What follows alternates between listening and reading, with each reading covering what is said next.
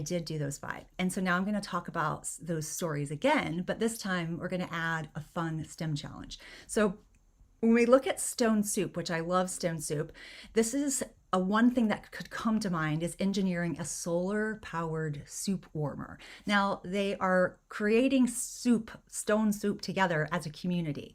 And the problem is no one wants to share or be kind to strangers. And so they're trying to solve that problem. And then they start building soup. So this, see how it lends itself into that way? They could design and do a way of testing warm soup using solar energy or an alternative cooking method. The STEM focus obviously is solar power, heat absorption, and even energy transfer. And the extension is we can compare traditional cooking methods across different cultures, how do different societies cook soup. And that's just from one story. And there's so many other things that we can do as far as like reading comprehension, but then we can take it beyond that with an extension, like with stone soup and in engineering a solar powered soup warmer. All right, another idea would be like with Cinderella, designing a glass slipper prototype. Now this one is a little less open-ended because we know that they're all going to make a glass slipper, which feels like more of a craft.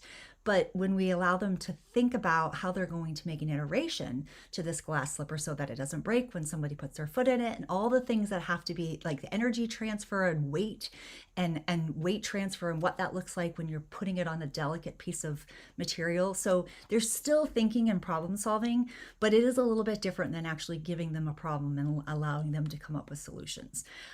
So the focus might be on, engineering and designing and testing. All right, another idea would be like the elephant's child, which is exploring cause and effect with a trunk grabber experiment. That could be really fun, especially because in the elephant's child, this is where we learn why elephants got their trunk. It's a very cute little folk tale meant to give a reason for something that happens that we see and that happens in the world. So in this case, we could do something that focuses on, simple machines and adaptations and animals. And so that can be really cool. Another idea is with the fox and the grapes, creating a simple machine to reach the grapes.